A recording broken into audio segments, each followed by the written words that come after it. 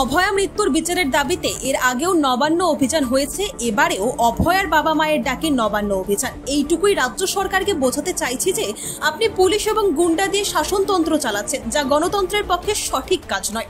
এই লড়াইটা জাগিয়ে তোলার জন্য তার বাবা মাকে ধন্যবাদ জানাই। আর এই আন্দোলনকে দেখে মমতা ব্যানার্জি ভয় পেয়েছে। এখানে যেভাবে আন্দোলন রোখার জন্য ব্যারিকেড, জল কামান ব্যবহার করা হচ্ছে, এটাই আমাদের জয় যে মমতা ব্যানার্জি সরকারকে নাড়া দিতে পেরেছে। তবে অভয়া মৃত্যুর বিচার হবেই বলে জানালেন ব্যারাকপুরের প্রাক্তন সাংসদ অর্জুন সিং, এবং তিনি সেই আন্দোলনে যাচ্ছেন।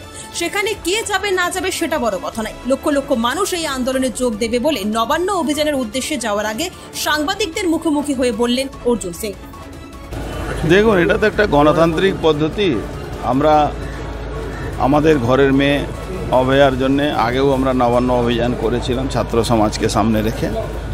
এবার সরাসরি তার মা বাবা এই নবান্ন অভিযানটা ডেকেছে।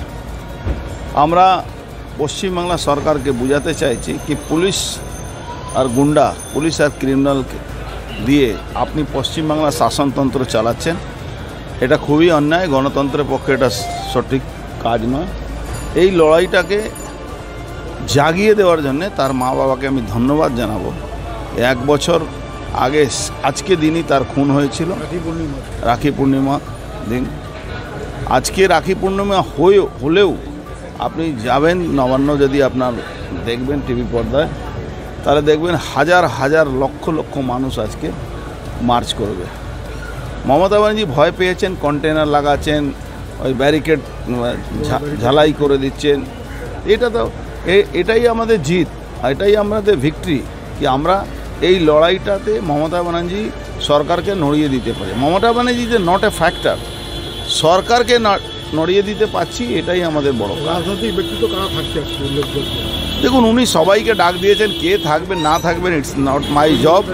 আমি থাকছি, আমি যাচ্ছি। শুভেন্দুবাবু থাকার কথা, উনি নিশ্চয়ই থাকবেন আশা করি।